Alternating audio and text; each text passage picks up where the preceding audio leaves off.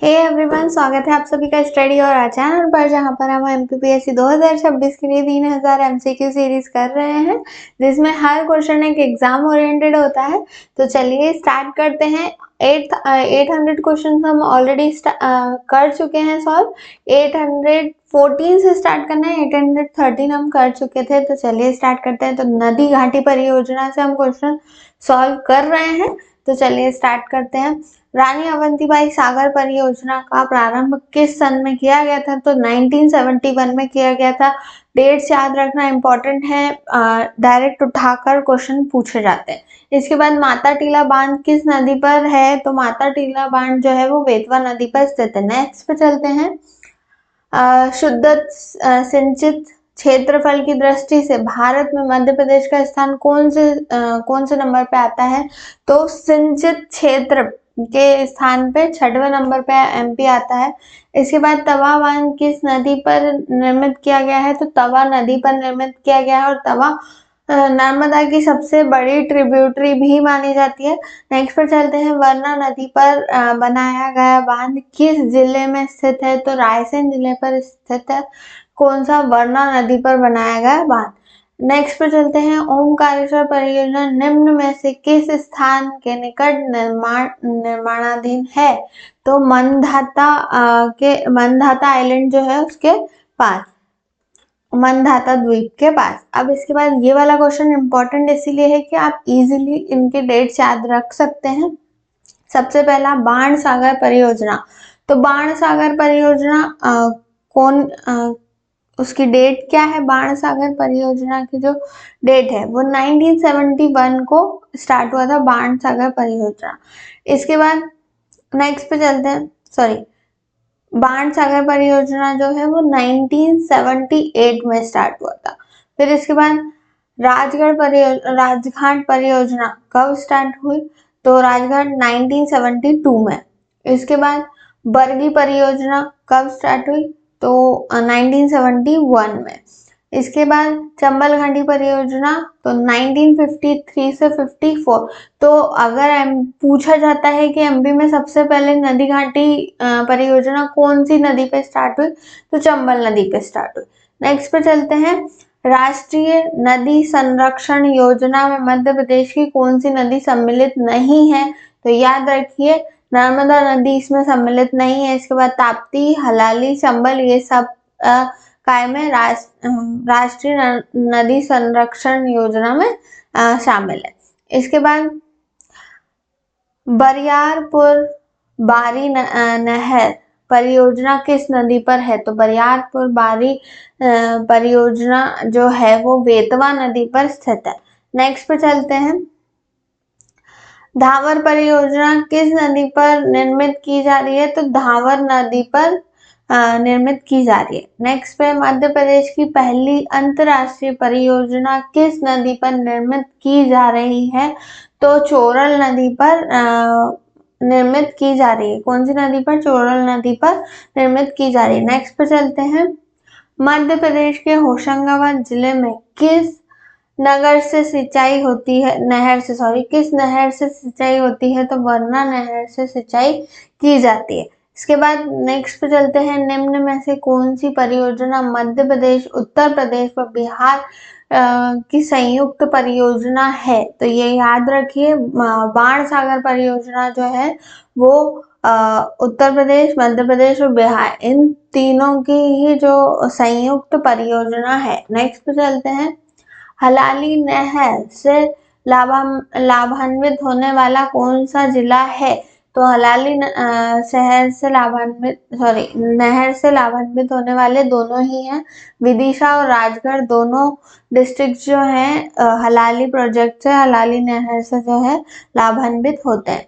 Next पे चलते हैं। कोलार परियोजना किस जिले में स्थित है? कोलार परियोजना जो है वो सीहोर जिले में स्थित है। नेक्स्ट पे चलते हैं। किस परियोजना को मनचाहे सरोवर परियोजना कहा जाता है? तो अपर बेनगंगा परियोजना को मनचाहे सरोवर परियोजना भी कहा जाता है। फिर आता है उर्मिल परियोजना किस जिले में है? तो उर्मिल परियोजना जो है वो छतरपुर जिले में आती है। नेक्स्ट पे चलते हैं। निम्न में से किस परियोजना को राजीव सागर के नाम से भी जाना जाता है? तो बावन थड़ी जो परियोजना है उसको राजीव सागर के नाम से भी जाना जाता है। नेक्स्ट पे चलते हैं। प्रदेश में नौवाहन परियोजना किस नदी पर प्रस्तावित है? तो नर्मदा नदी पर प्रस्तावित है।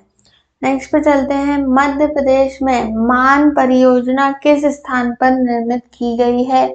तो जीराबाद स्थान पर निर्मित की गई है। इसके बाद इंदिरा सागर बांध किस जिले में स्थित है? तो इंदिरा सागर बांध जो है खंडवा जिले में स्थित है और इसके बाद इसको पुनासा भी बोला जाता है। नेक्स्ट पे चलते हैं। ओमकारेश्वर परियोजना किस नदी पर स्थित है? तो ओमकारेश्वर परियोजना नर्मदा नदी पर स्थित है। नेक्स्ट पे चलते हैं। बरगी बांध किस जिले में स्थित है? तो बरगी बांध जो है वो जबलपुर में स्थित है और ये कौन सी नदी पर है? तो नर्मदा नदी पर स्थित है। नेक्स्ट पे चलते हैं। बरगी परियोजना का दूसरा नाम क्या है? अब बरगी परियोजना का जो दूसरा नाम है वो रानी अवंतीबाई सागर परियोजना है। इसके बाद नेक्स्ट पे चलते हैं। गांधी सागर बांध, तो गांधी सागर बांध कौन सी नदी पर स्थित है? तो चंबल नदी पर स्थित है। और हमने अभी पढ़ा था कि गांधी सागर कौन से प्रदेश के बीच में है? तो एमपी, यूपी और बिहार। नेक्स्ट पे चलते हैं। गांधी सागर परियोजना किन दो राज्यों के बीच, ये देखिए सॉरी गलत बताया मैंने, थोड़ा गड़बड़ हो गया। तो ये मध्य प्रदेश और राजस्थान के बीच में है। एमपी यूपी वो दूसरा वाला था। एमपी यूपी और बिहार के बीच में दूसरा क्वेश्चन था वो। इसके बाद बाण सागर परियोजना में मध्य प्रदेश के अलावा कौन से राज्य शामिल है? बाण सागर परियोजना में कौन से राज्य शामिल हैं? तो बिहार और उत्तर प्रदेश। तो ये देखिए ये बाण सागर के बारे में था। मैं गांधी सागर के बारे में नहीं था। तो गांधी सागर चंबल नदी पर स्थित है और मध्य प्रदेश और राजस्थान के बीच में है। वहीं हम बाण सागर की बात करते हैं तो कंफ्यूज नहीं होना। गांधी सागर जो है वो मध्य प्रदेश और राजस्थान के बीच में है। वहीं बाण सागर जो है वो मध्य प्रदेश, बिहार और उत्तर प्रदेश इन तीनों राज्यों के बीच में है। नेक्स्ट पे चलते हैं। मध्य प्रदेश में जल विद्युत उत्पादन की दृष्टि से प्रमुख नदी कौन सी है? तो नर्मदा नदी जो है वो सबसे ज्यादा इम्पोर्टेंट है जल विद्युत उत्पादन की दृष्टि से, क्योंकि एमपी की सबसे बड़ी नदी नर्मदा नदी है और सबसे ज्यादा जो डैम्स बनाए गए हैं, सबसे ज्यादा जो परियोजनाएं बनाई गई है वो नर्मदा नदी पर ही बनाई गई है। इसके बाद आता है नर्मदा घाटी विकास प्राधिकरण NVDA का मुख्यालय कहाँ पर स्थित है? तो भोपाल में। अब भोपाल डिस्ट्रिक्ट है तो मोस्टली जो आपको मुख्यालय मिलेंगे वो भोपाल में ही मिलेंगे। तो आज हमारा यहीं तक का लेक्चर था। तो अगर आपको ये सीरीज मेरी अच्छी लग रही है और आप और देखना चाहते हैं तो मेरे चैनल को लाइक शेयर सब्सक्राइब करना ना भूलें। और ऑलरेडी पहले के लेक्चर्स के वीडियोस हैं तो आप चाहें और अगर आप चाहते हैं कि आप पहले के लेक्चर देखें तो मेरे इसी वीडियो के डिस्क्रिप्शन में वो लिंक होगा या फिर आप चैनल पे भी जाकर देख सकते हैं प्लेलिस्ट।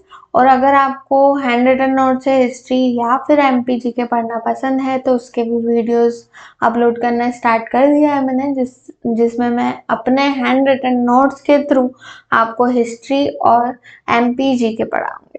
तो thank you for watching the video. मिलते हैं नेक्स्ट लेक्चर में।